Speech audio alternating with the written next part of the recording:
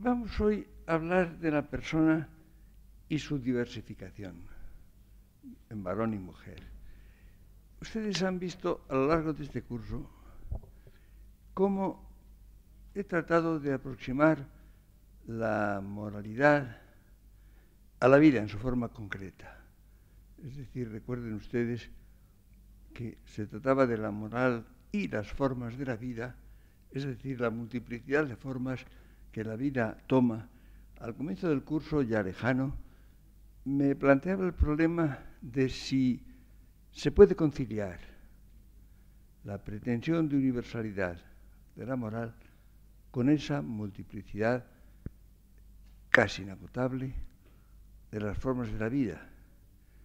Insinuaba incluso la sospecha de si la moral, en la medida en que es universal, puede sofocar la espontaneidad.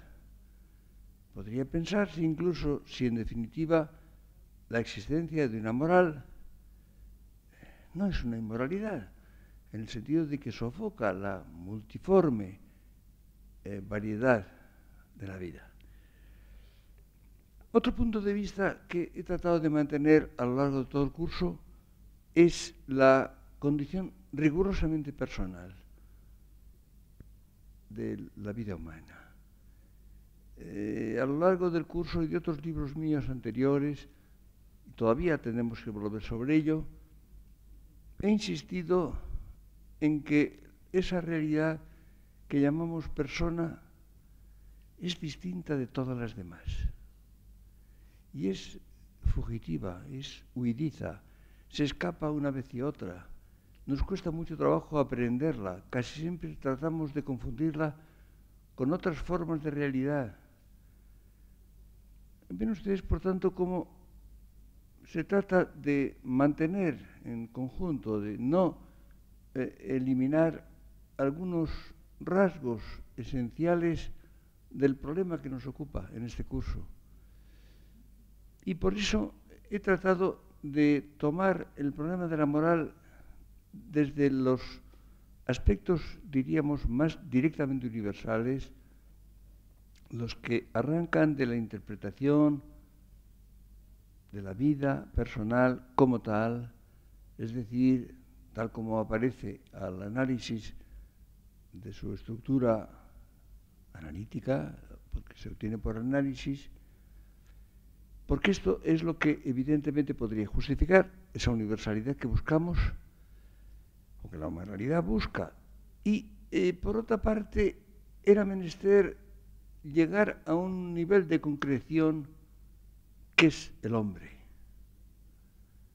El hombre, lo que llamo técnicamente la estructura empírica de la vida humana, es decir, la forma concreta, en principio variable, pero permanente o por lo menos estable, en que se realiza la vida personal en la única forma que conocemos directamente, en la única forma de la cual tenemos intuición. Es decir, el nivel de la antropología. ¿Recuerdan ustedes cómo hemos prestado atención a lo que significa el sistema de instalaciones y de vectores, o en su convergencia de instalaciones vectoriales, en que se realiza en forma ya concreta la vida humana, dándole ahora todo su sentido a la palabra humana, no una vida personal como tal, que podría existir en otras formas muy distintas, sino la vida del hombre. Esto es lo que nos ha permitido una aproximación mayor a este problema de la moralidad. Ahora, naturalmente, esa aproximación que llega al límite de lo posible, naturalmente hay una concreción mucho más profunda a la cual hay que llegar, que es la concreción de la vida humana individual, de la vida humana singular. Ahora, en el nivel en que nos hemos movido de la estructura empírica, es decir, de lo que llamamos el hombre, resulta que no existe. El hombre no existe. Se realiza en dos formas distintas, que son varón y mujer. La palabra hombre se emplea en sentido genérico. Hay un uso general en muchas lenguas en que el hombre a veces se toma como sinónimo de varón, es la palabra más usual, pero evidentemente cuando queremos marcar la diferencia empleamos la palabra varón frente a la palabra mujer. Hay dos formas de vida humana, profundamente distintas.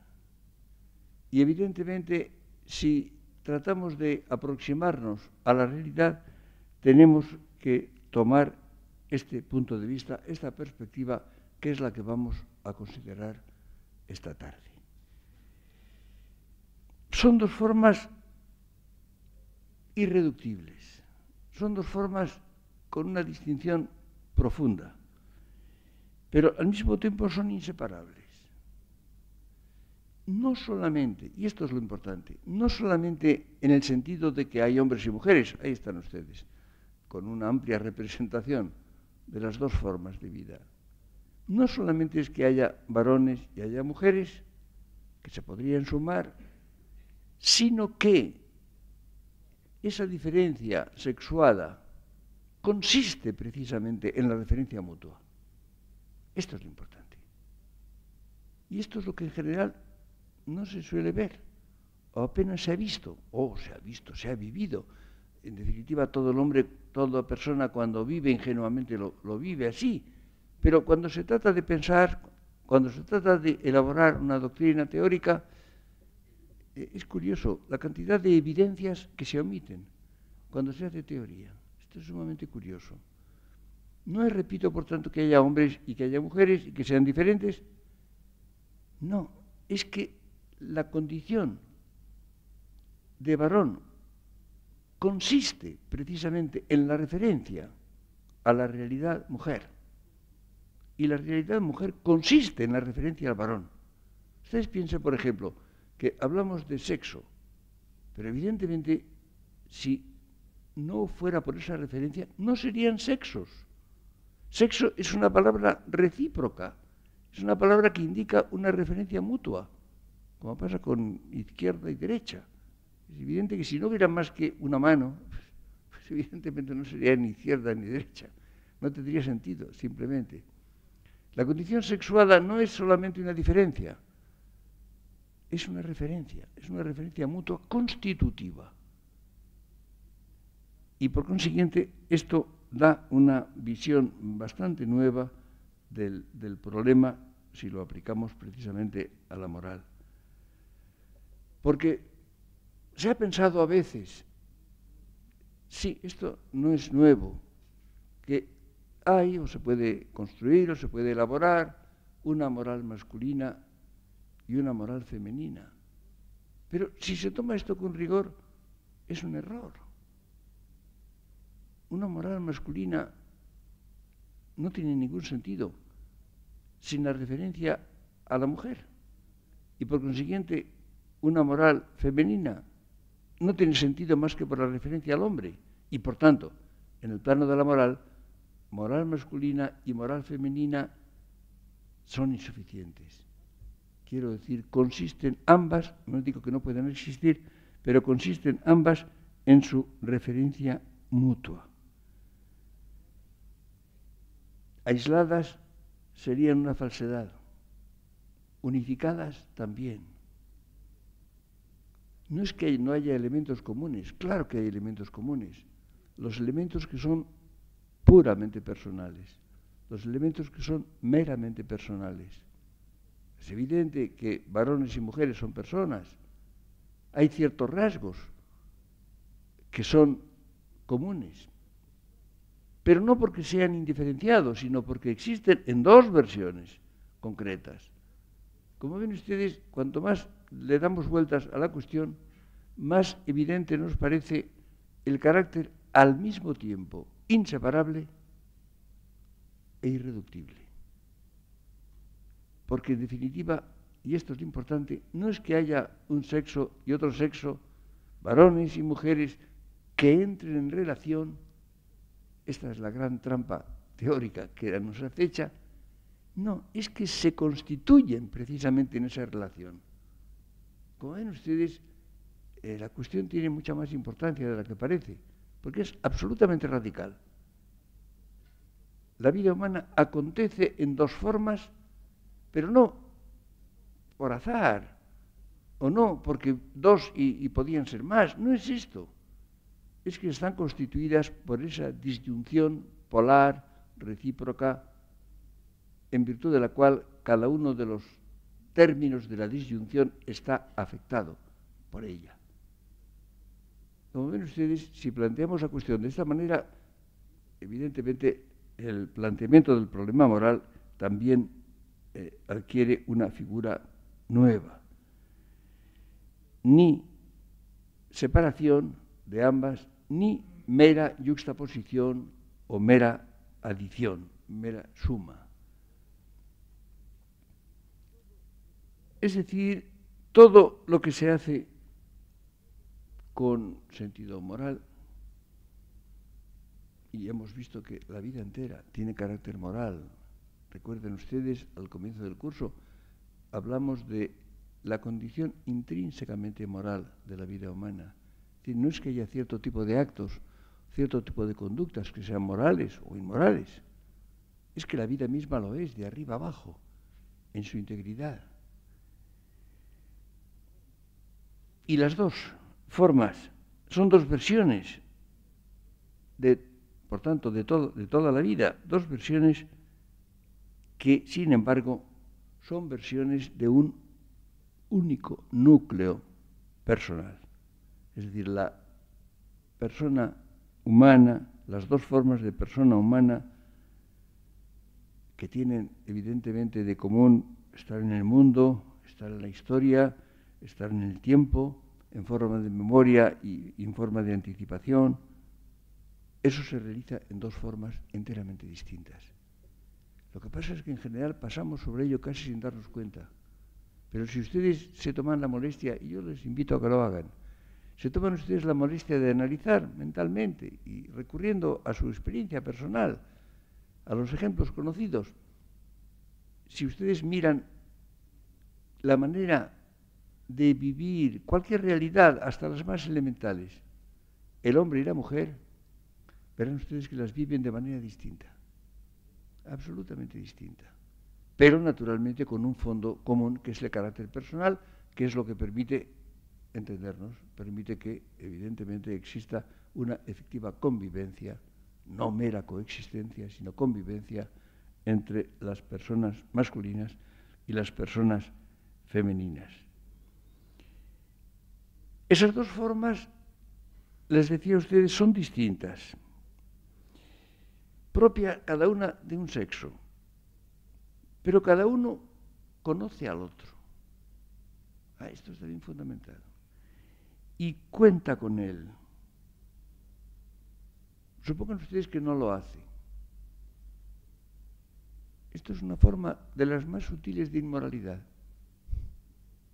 Justamente el no conocer al otro sexo y no contar con él me parece una grave inmoralidad por abstracción, o sequedad, o egoísmo.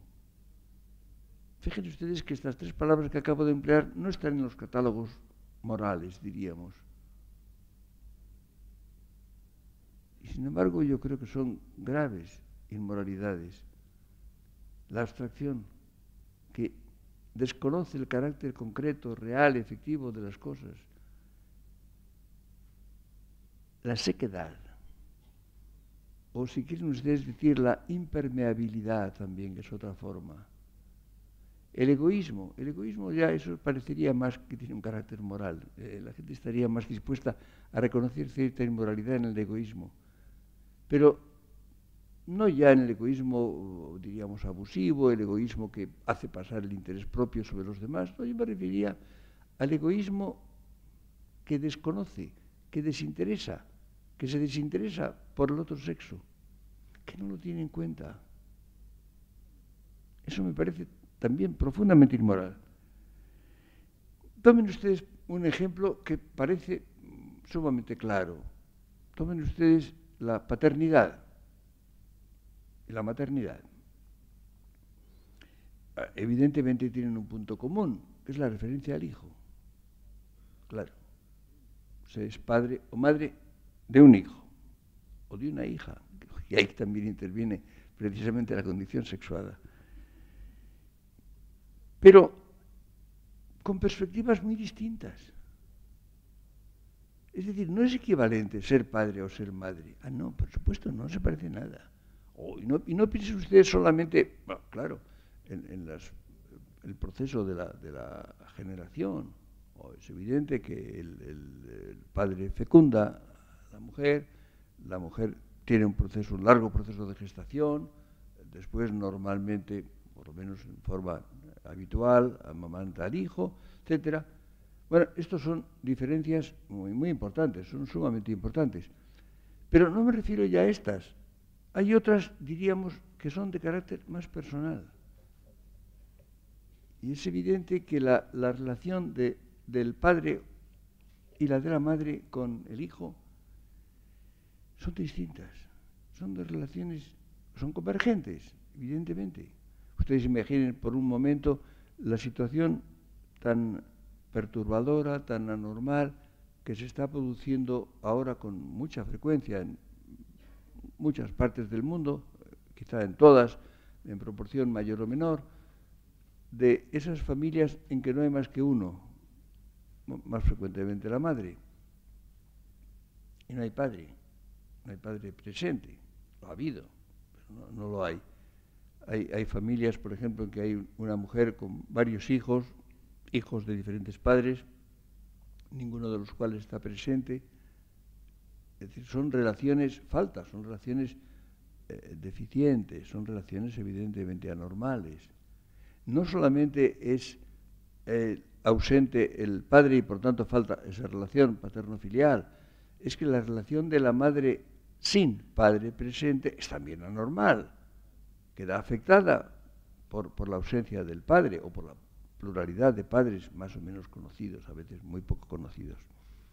Como ven ustedes, se producen alteraciones que son sumamente graves, que afectan a la condición personal y a las relaciones personales entre la mujer y el hombre, o los hombres entre la mujer y los hijos, entre el padre ausente o más o menos o precariamente presente y los hijos también.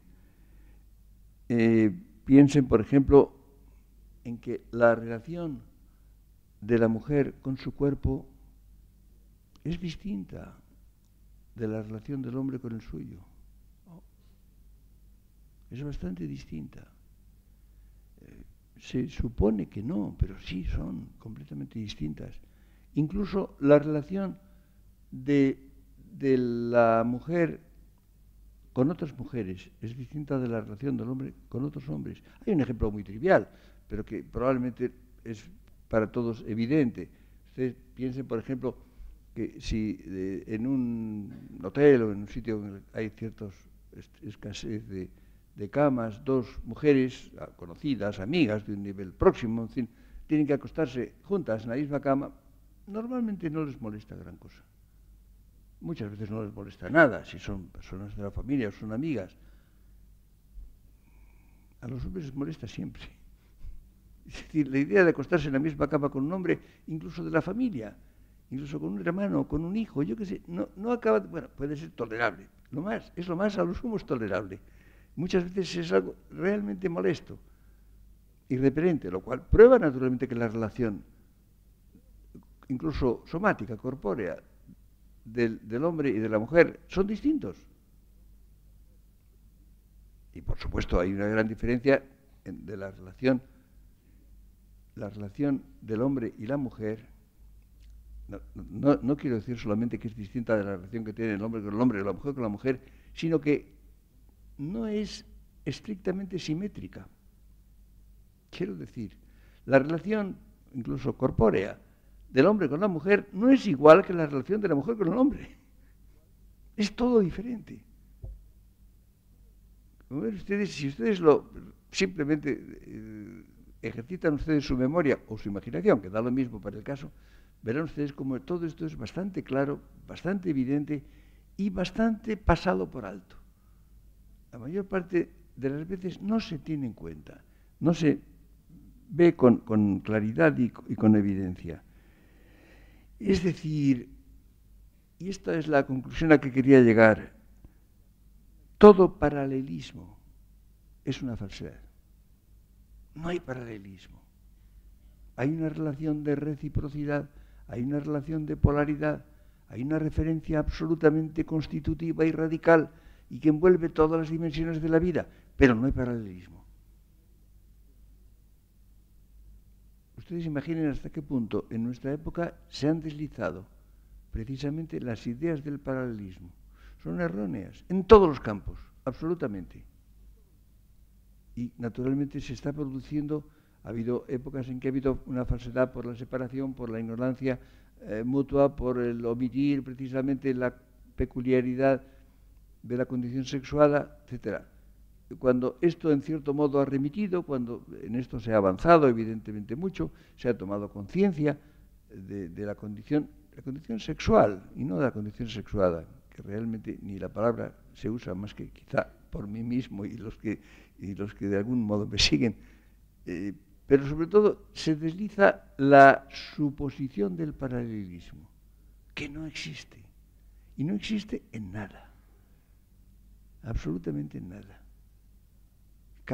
A mí cada vez me parece más irrenunciable la mujer, más absolutamente inseparable y más diferente, simultáneamente. Las dos cosas son por igual automáticas.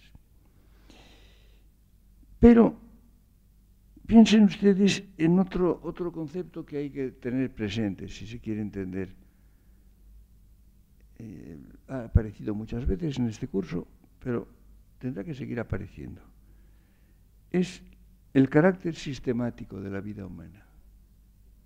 La vida humana es sistemática. Sistema es aquel tipo de realidad en que las diferentes partes, los diferentes ingredientes o elementos están referidos unos a los otros y se apoyan los unos en los otros. Es decir, en definitiva, cualquier aspecto particular de la vida humana que se tome, o es lícito hacerlo, pero con la conciencia de que es una abstracción, de que la vida humana no funciona en compartimentos estancos. Cualquier dimensión de la vida humana está en conexión con todos los demás, se apoya en todos los demás. Y el conjunto, el sistema, es lo que a última hora decide. Pues bien, el sistema de instalaciones del hombre no coincide con el de la mujer. Esta es lo capital. Es posible que cada instalación pueda ser parecida, no más que parecida. O evidentemente la instalación mundana, pero la mujer ve porciones del mundo y se interesa por porciones del mundo que no son las del hombre. La instalación corpórea, acabo de hablar de cómo la relación de la mujer con su propio cuerpo, o con el cuerpo masculino o con el cuerpo femenino, son distintas de las que ocurre con el hombre. La instalación lingüística. Es evidente, por ejemplo, que todos hablamos la misma lengua, el español. Estamos instalados en la lengua española. Pero qué duda cabe de que las mujeres hablan de un modo y los hombres de otro. Hay algunos países en los cuales hay dos lenguas, la lengua masculina y la lengua femenina. Entre nosotros no llega a eso. Pero el uso de la lengua no es igual. Ustedes piensen, por ejemplo, en la selección de los adjetivos, en el uso mucho más frecuente del diminutivo en la mujer que en el hombre. O, por supuesto, naturalmente, en algo tan importante como la entonación y la voz, que es algo capital. Oímos hablar a una mujer, oímos hablar a un hombre. El sentido que tiene eso que dice la mujer y el sentido que dice el hombre, ya por eso mismo, por ese mismo hecho, es diferente. La sintaxis también difiere. Es decir, todas las instalaciones, no digamos otras, más íntimas o más personales, son profundamente diferentes. Y naturalmente hemos hablado del carácter moral de las instalaciones. Y por consiguiente, la moralidad afecta a las instalaciones masculinas y a las instalaciones femeninas y todavía más a la configuración de todas ellas, a eso que llamo el sistema de las instalaciones. Porque naturalmente las instalaciones no tienen la misma jerarquía. Ciertas instalaciones tienen un puesto mucho más importante en la vida masculina y otras en la vida femenina. Y esa categoría de la importancia es la categoría fundamental. Si tratáramos de describir con precisión lo que es la vida de la mujer y lo que es la vida del hombre, encontraríamos, sobre un fondo evidentemente común, que es el que hace posible la convivencia, unas diferencias constantes que van hasta el último detalle. ¿Y qué es lo que hace? Naturalmente que la vida sea interesante, que la vida tenga sabor, que la vida sea un campo magnético de convivencia.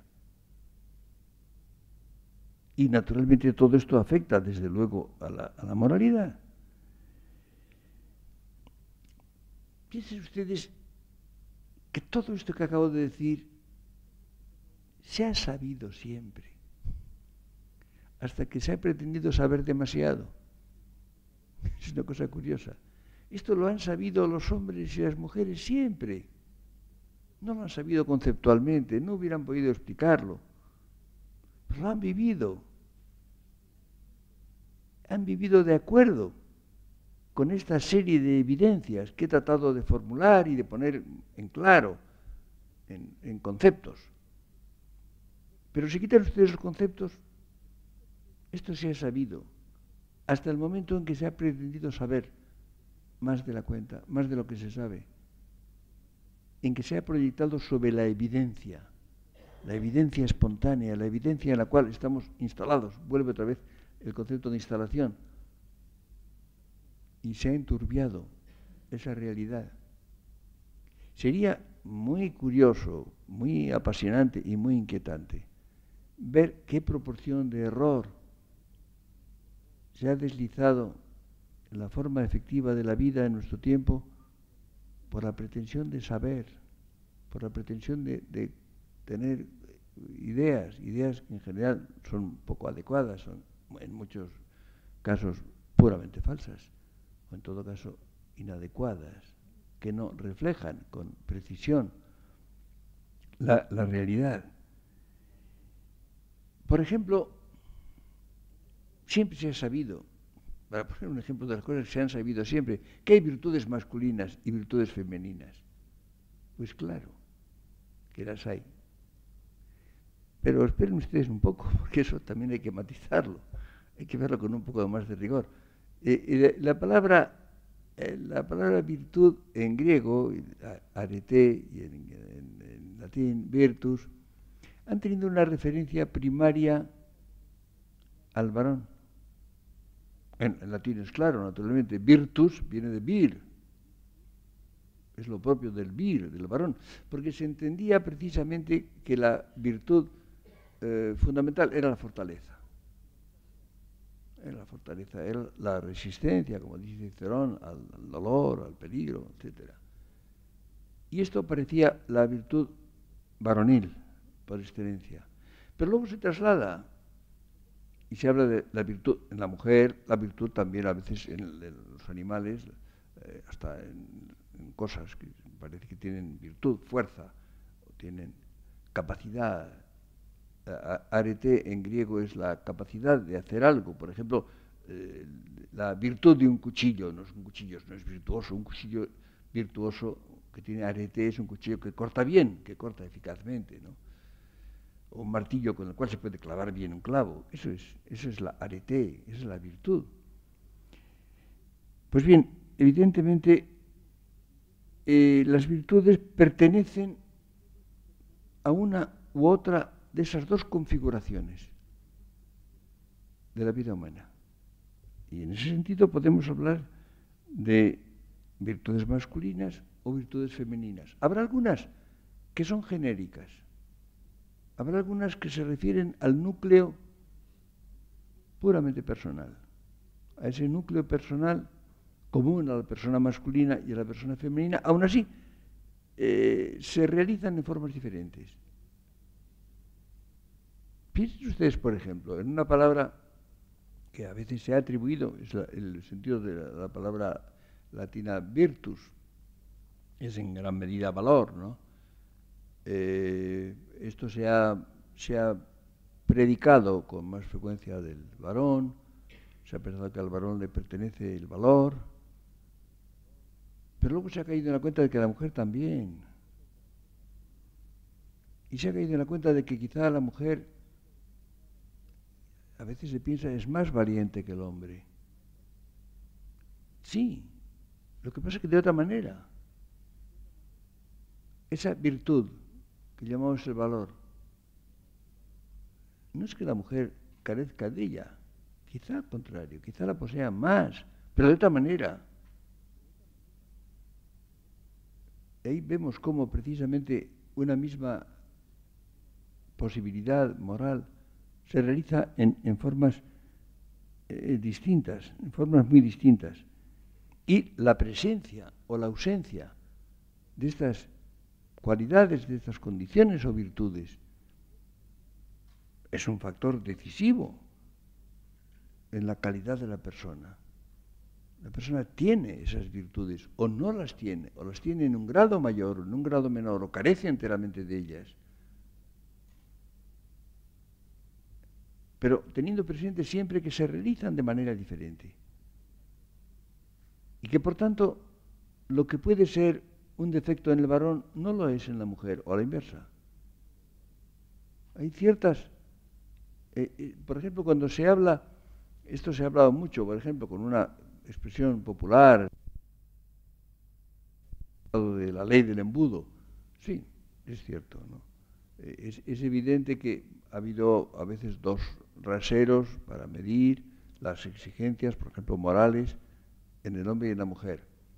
Esto es cierto, y hay un elemento de injusticia en ello, sobre todo cuando se trata de aspectos que son personales, que son aspectos que en principio son comunes. Pero es evidente que hay ciertas virtudes cuya falta es más sensible en el hombre que en la mujer, o hay ciertas conductas que nos parecen más graves o más reprobables en el hombre que en la mujer. En los dos casos, no naturalmente que ha habido una tendencia también abusiva de que parezcan más graves en la mujer, esto no es justo, pero en conjunto la diferencia sí, lo cual prueba además precisamente que en nuestra sensibilidad inmediata y espontánea hay cierto tipo de conductas, por ejemplo, que nos merecen una admiración mayor o una reprobación mayor en el hombre o en la mujer, incluso cierta repugnancia. Hay ciertas conductas que repugnan en el hombre y no en la mujer, o repugnan en la mujer más que en el hombre. Todo esto es evidentemente cuando se pasa una especie de apisonadora sobre la enorme variedad humana. Entonces se desconoce la condición de la humanidad y entonces se comete, yo creo, un acto de gravísima inmoralidad, precisamente. Esto es importante. En definitiva, para volver a este sentido de las virtudes, tal como acabo de tratarlas, si la moral consiste, como hemos visto muy largamente en este curso, en la intensificación, en la perfección de la condición propia, entonces es importante precisamente que esa intensificación afecte no ya a la condición humana genérica, sino a la condición masculina o femenina. Esto es capital. La perfección tiene que ser la perfección de la realidad concreta. Lo humano, Ortega solía decir, lo humano admite grados. Decía, un hombre, podemos decir un hombre es un hombre muy hombre, o es poco hombre, esta mujer es muy mujer. No lo decimos de esta mesa no es muy mesa, ni más mesa, ni poco mesa, o es una mesa o es otra cosa. Podrá ser una mesa grande o pequeña, buena o mala, o un animal, un caballo, no puede ser más caballo que otro, será un mejor caballo, será un caballo más hermoso, más fuerte, pero o es un caballo o es un asno, o es otra cosa, ¿no? En cambio el hombre no, hay grados, todo lo humano admite grados. Y, por consiguiente, la bondad del hombre y la de la mujer consiste en ser lo más hombre o lo más mujer posible. Esta es la cuestión. Precisamente la perfección, lo que se busca, lo que permite el juicio moral, no es solamente la condición humana, genéricamente, sino la condición humana en sus dos formas reales, efectivas, cuya intensidad es capital, es fundamental. Es decir, cuando hablamos de intensidad de la vida, nos referimos a la intensidad de la vida en su concreción. Por lo pronto, en esa diversificación de varón y mujer. Y habrá que dar mayores pasos, naturalmente, habrá que llegar a la intensidad de la vida de cada cual, de la vida individual, todavía más de la vida singular, porque la vida humana es siempre singular, es la de cada uno. Justamente, el concepto de cada uno no es un concepto puramente numérico. Y justamente en eso reside la moralidad. Pero claro, cuando hablo de que el varón sea lo más varón posible y la mujer lo más mujer posible, no quiero decir en absoluto una especie de encastillamiento en la condición propia, todo lo contrario. Ni se trata de ninguna especie de delectación narcisista en la condición.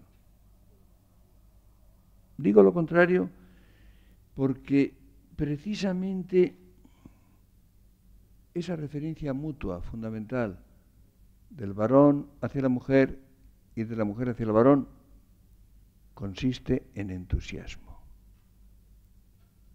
Es la palabra que me parece adecuada. Entusiasmo, ¿por qué? Entusiasmo por esa otra forma de humanidad, por esa otra forma de personalidad, que es personal y por tanto equivalente, accesible, inteligible, pero que es tan diferente, que por eso es fascinadora, que por eso nos deslumbra por su novedad, por su sorpresa. Y ese entusiasmo, naturalmente, es un entusiasmo, diríamos, genérico, es un entusiasmo del varón por la mujer, de la mujer por el varón y, claro, por los ejemplares egregios, es decir, por las formas de perfección en que se realiza esa condición masculina o femenina. Esta es justamente la manera como se ha constituido precisamente esa relación entre hombre y mujer, por ese entusiasmo por las realizaciones más perfectas que tiene esa forma. Y imaginen ustedes hasta qué punto depende la salud de una sociedad, depende de que ese entusiasmo exista y de que sea lo más luminoso posible, lo más certero posible. Ustedes imaginen una sociedad en la cual los hombres prefieren a las mujeres mejores y las mujeres prefieren a los hombres mejores y exigen que sean así, justamente para tener su preferencia. Es el más fantástico motor de perfección que puede haber. Ustedes imaginen. Si ustedes toman una situación distinta, una situación de falta de entusiasmo, una situación de indiferencia o una preferencia anormal, deficiente, degenerada, que prefiera lo peor, a veces puede ocurrir también. Ustedes imaginen qué se puede esperar de una sociedad en que esto pueda ocurrir. Sería interesante ver, por ejemplo, las épocas históricas. Se podría ver, por ejemplo, qué épocas ha habido de perfección, de creatividad, o bien de decadencia, de corrupción. Se podría medir cuál ha sido el estado del entusiasmo, por lo pronto, de la intensidad del entusiasmo, o del acierto de las valoraciones, del acierto de las preferencias, el acierto mayor o menor. no sería tan difícil, no, digo para épocas muy remotas, no, pero en fin, por ejemplo, que diría yo, ya desde la Edad Media, sobre todo en la Edad Moderna, sería tan fácil seguir este proceso, con diferencias de país a país, por supuesto, pero en fin, y de época a época. Y probablemente se vería como los mejores momentos de la humanidad coinciden con momentos de entusiasmo mutuo, de entusiasmo recíproco y de acierto en la preferencia, en la valoración. Y como las grandes crisis o las decadencias coinciden con momentos bajos de esa relación. Esto es sumamente grave. Ustedes saben que han pasado muchas cosas en la historia de la moralidad. Ha habido actitudes bastante frecuentes en que se ha considerado como una virtud la indiferencia de un sexo por el otro. Esto, naturalmente, esto tiene un origen bastante claro, que es que como precisamente el entusiasmo de un sexo por el otro es sumamente vivo y puede conducir a excesos y a conductas definitivo irregulares. Entonces, se ha pensado que una cierta indiferencia, una cierta pasividad, que es aconsejable y que es buena, a mí me parece una inmoralidad total, ¿no? Completa. Una sociedad en la cual precisamente hombres y mujeres sean indiferentes o relativamente indiferentes me parece una de las peores cosas que pueden ocurrir. Pero claro, es evidente que ha sido el intento de evitación de los peligros, de los excesos, de los arrebatos. Ustedes saben, por ejemplo, que la palabra pasión ha solido tener mala prensa, salvo en algunas épocas, por ejemplo, la época romántica no. Pero es que hay pasiones perniciosas, pero las hay excelentes también. Tienen gran valor. Sin ellas no se han hecho muchas cosas, se han hecho pocas cosas, ¿no? Es decir, yo creo que precisamente esa actitud es una inmoralidad que conduce a otras muchas, incluso que parecen que no tienen nada que ver con ello. Traten ustedes de imaginar esto que digo con un poco de concreción.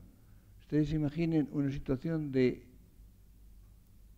indiferencia, de falta de entusiasmo recíproco entre varones y mujeres. ¿Qué consecuencias tiene?